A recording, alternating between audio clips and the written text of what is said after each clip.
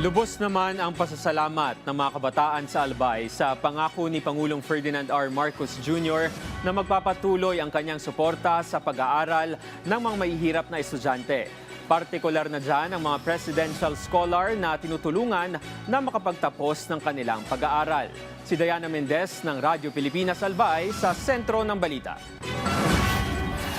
Top priority pa rin ng administrasyon ni Pangulong Ferdinand Marcos Jr. ang edukasyon. Yan ang binigyang diin ng Pangulo sa kanyang ikalimang State of the Nation address nitong Lunes. Nang marinig nga yan ng graduating student na si Patricia Nicole, laking tuwa niya dahil tiyak na maraming estudyante pa ang matutulungan ng pamahalaan. Isa kasi siya sa mga presidential scholar sa ilalim ng bawat barangay makikinabang scholarship program dito sa Daraga, Albay.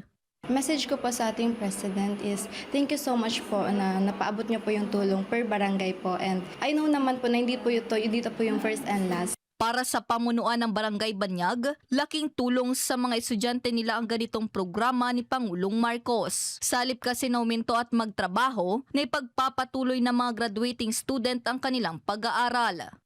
Ang priority namin talaga yung estudyante na incoming fourth year na pwede hindi na makapagpatuloy dahil sa kahirapan, pero because of the siguro na educational assistance ni Presidente, ay malaking tulong ito sa kanila. Humanga naman ang Daraga LGU sa inisyatibo ng pamahalaan na patuloy na suportahan ang sektor ng edukasyon. Ramdam kasi ng LGU ang mga programang naglalayong mapalawak ang pagkakataon ng mga kabataan na makapag-aral at makapagtapos. Dakulang tabang, asin siyempre salamat kay PBBM. So iba pa dahil na mamatian, kaya lang dahil nahihiling nila sa mga proyekto kang sa tuyang national government.